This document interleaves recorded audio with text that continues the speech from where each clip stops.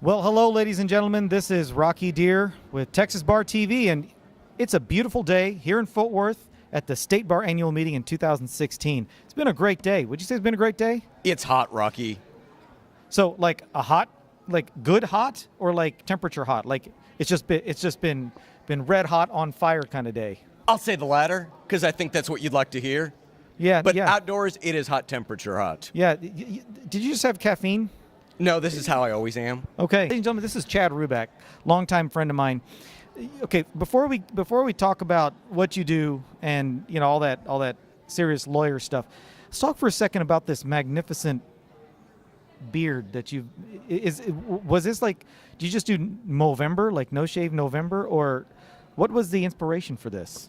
It goes back to the 1990s, Rocky. I was working at a 20-lawyer law firm, and I worked really late one night and was in a rush to get to work the next morning.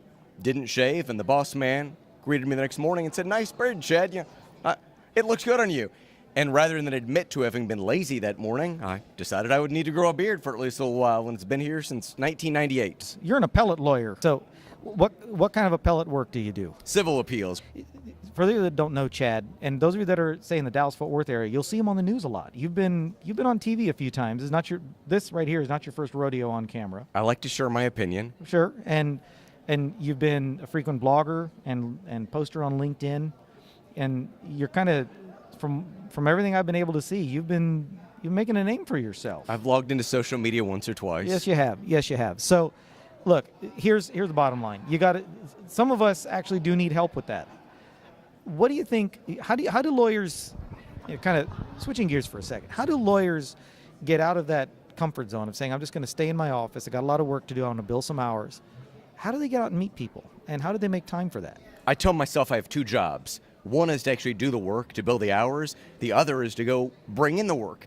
Because if I do the work to the exclusion of bringing in the work, I don't have any work next month. And I don't want that. I like paying my light bill. My landlord likes it too. Well, but there are plenty of lawyers who aren't on television, who don't get on social media, and they seem to get business. So how has kind of getting out and meeting people, how has that made a marked impact on your practice? It's been huge. While there are lawyers who are able to bring in business without getting out and about, without being on social media, without doing public speaking, without doing writing for publication, without coming to events like this, I'm not one of those people. I need to get out and about because amazingly, people tend to forget me.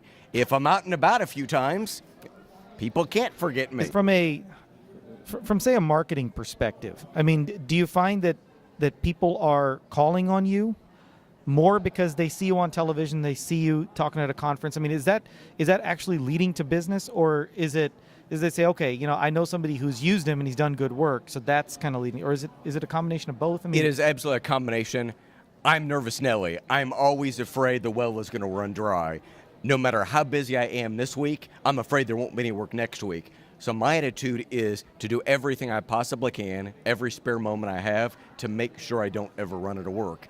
And I've had my own practice for coming in 11 years. It's been a while, I know. It was August of 2005. Haven't been slow yet, not once.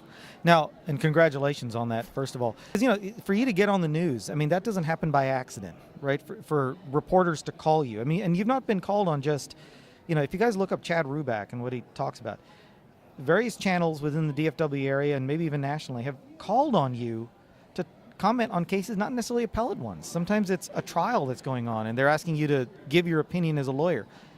How do you develop that reputation to where they call on you? Is it going out and meeting the reporters, or is it they found you because of something else you did? Some of both. I do reach out to reporters through social media. I'm a big fan of Twitter, and a lot of reporters on Twitter are really open to conversation with people they've never met before.